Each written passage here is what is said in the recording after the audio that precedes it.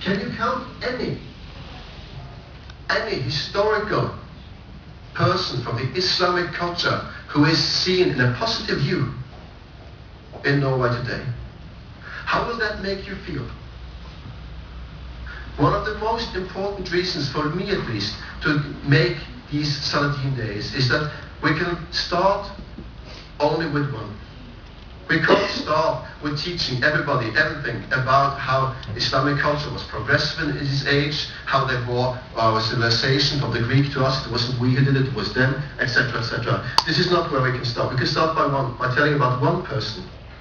So at least you have one brick in your mental universe telling you something about the others. And perhaps a time where it was the others who were close to our ideas of humanity today, whereas we were the barbarians. Perhaps. The idea is not to make Saladin the hero of history. It is not to idolize him, but it's to use him to discuss us and the others' history, and also give an example of at least one person from the Islamic 1400 years tradition we should learn about and discuss today. And with these words, I give the stage to Tariq Ali. The stage is yours, Tariq. Yay! Tariq Ali!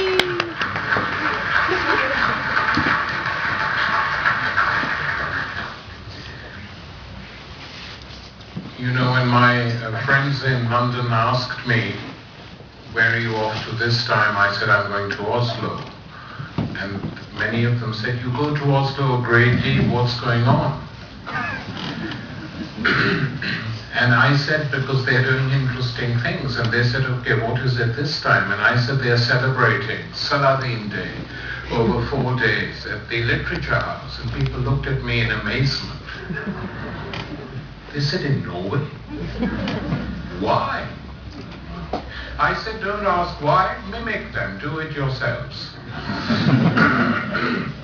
So I'm very happy to be here.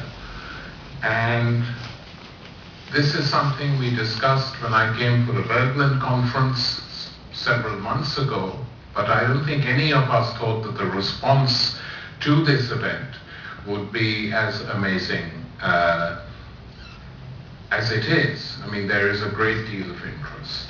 And I think there are two reasons for this. One, there is genuine interest being renewed now in history. And secondly, because of the state of the world, as Asbak pointed out, people wanted to know what was this world from which so many people live in Europe today. So let's start briefly with Saladin himself. He came from relatively humble origins. He didn't come from a royal family or the nobility. He belonged to a Kurdish tribal family which traveled all over the Arab world, working here for one ruler, working sometimes for another ruler. And the Kurds, as you know, some of you will know, have always been warriors. And these were warriors who were working for the different kings, sultans in the Arab world. And Saladin was born in the year 1138. What was going on in this year? What was going on was that if you look at the map of Europe, you had Spain and Portugal were largely dominated by Arab culture.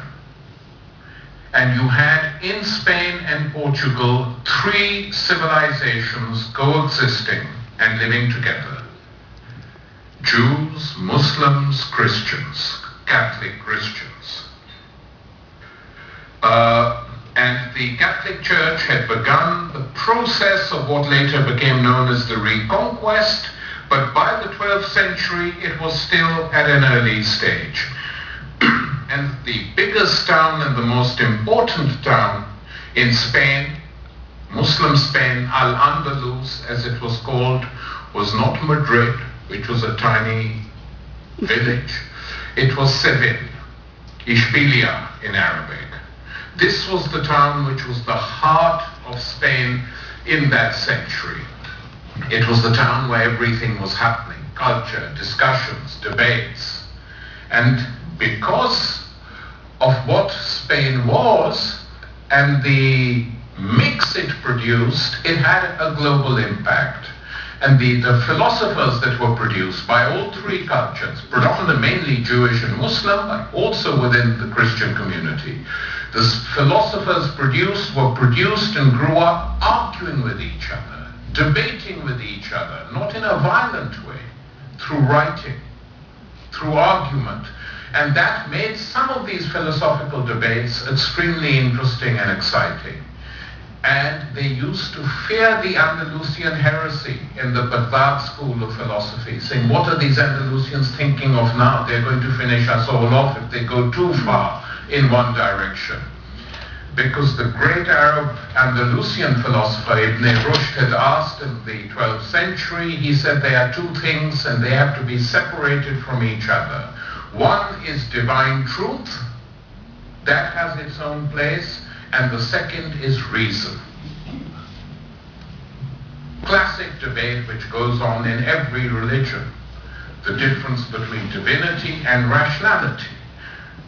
And at the same time, and in the same year, Ibn Rushd asked the question, what is going to happen to our societies? And he was not just talking about Islamic society. He said, what will happen to our societies? And he looked at Europe. If we keep half the people who constitute these societies remote from power. And he said, I'm talking about women who constitute 50% of the population. And a society which doesn't give them the same rights as men is a society that is bound to atrophy. This is a 12th century Andalusian Muslim philosopher saying this. Probably one of the first proto-feminist statements made, actually, historically. I can't think of any other. Many followed him. So this was what was going on in the Iberian Peninsula. In Sicily, you had the Arab leadership had been defeated, the Normans had taken power, and you know, in a long way the Normans come from here, so this should be interesting for you. That the Norman kings of Sicily were in power, but what was the language of the court? Arabic. What were the clothes worn by the Norman kings? Arab robes, Arab cloaks.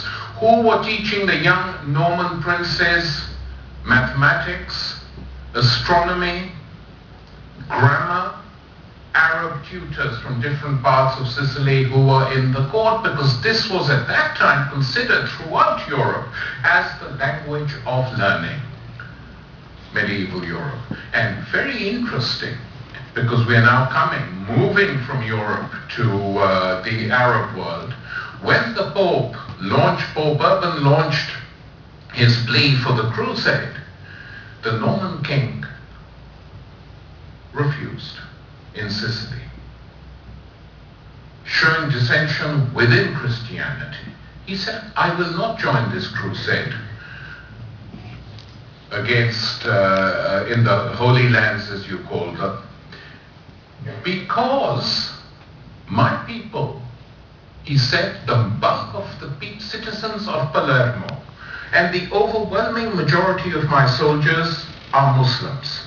And you want me to send my Muslim soldiers to fight against their co-religionists for some cause? So he refused and was excommunicated by the Pope, as was his son.